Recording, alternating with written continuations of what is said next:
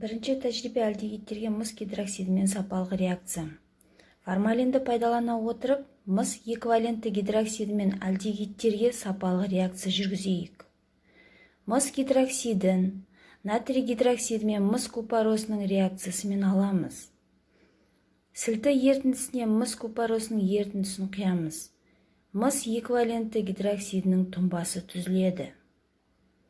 Зерттелетін ертіндіде альдегид болса, ол эквивалентті мысты тотықсыздандырады. Ашық қызыл түсті бір валентті мыс немесе металл мыс пайда болады. Мыс эквивалентті гидроксидіне альдегид формалин қосса, не болатынын қарастырайық. Реакция қыздырғаннан кейін басталады. Сынауықта көкшіл түс жойылады. Формалин эквивалентті мысты металл мысқа дейін тотықсыздандырады. Сынауық қабырғаларында металл мыс тұнады. Әдетте бір валентті мыстың қызыл түсті тұнбасы түзілетініне назар аударайық. Эквивалентті мыстың тотықсыздануы ертіндіде альдегидтің болуын дәлелдейді. Екінші тәжірибе альдегидтерге фуксин күкірті қышқылмен сапалық реакция. Формалин негізінде альдегидтерге сапалық реакция жүргізейік. Формалин де формальдегидтің 40% ертіндісін айтады. Формалинді сұйылтылған сулы ертінді дайындау үшін сынауыққа құяйық.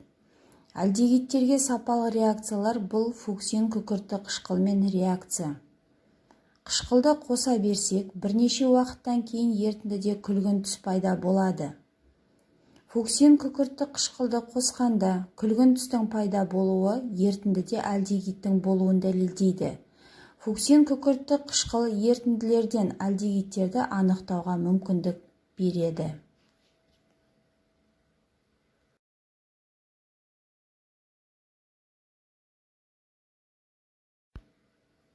Формальдегид газ тәрізді зат. Суда жақсы ериді. Формальдегидтің 40% ертіндісі формалин деп аталады. Сынауыққа формалин ертіндісін құямыз. Түссіз мөлдір ертінді. Күміс айна реакциясы күміс оксидінің аммиактағы ертіндісімен жүреді. Формалиннің үстіне құямыз. Бұл да түссіз ертінді. Негізінде бұл реакция қыздырғанда жүреді. Қазіргі кезде қыздырмай-ақ реакция белгілері көрініп жатыр. Біртіндеп қарайып жатыр.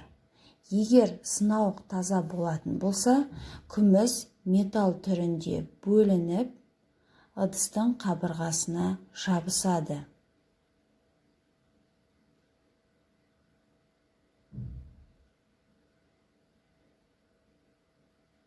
Бұл реакция күміс айна реакциясы деп аталады. Сынауықтағы ерітіндіні стақанға төгеміз.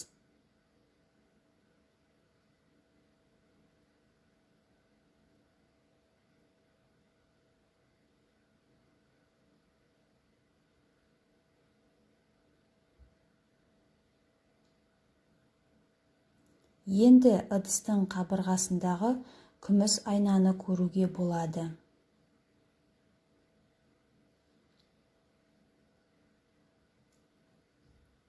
Бұл реакцияны альдегидтерді анықтау үшін сапалық реакция ретінде пайдаланады.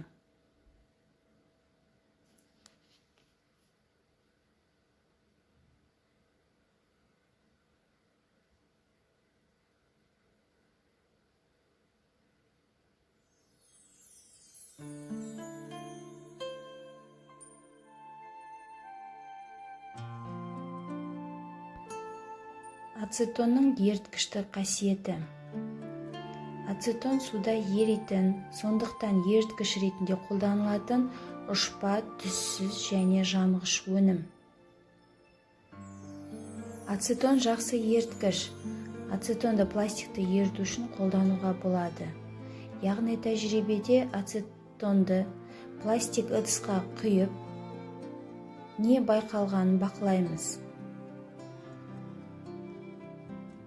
Жалпы ацетонды изопропил спиртін немесе изопропил бензолды тотықтыру арқылы алады.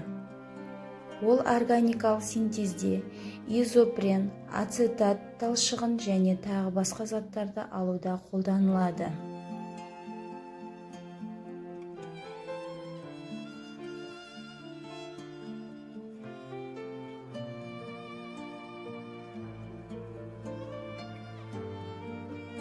Мінекей тәжірибеде көріп тұрғандарыңыздай, яғни пластик ыдысымыз тесіліп, ішіндегі ацетон сыртына төгіліп жатыр. Яғни бұл тәжірибеден нені көруге болады? Яғни ацетонның жақсы еріткіш екенін бақылауға болады. Яғни пластик ыдысты ерітіп жіберді.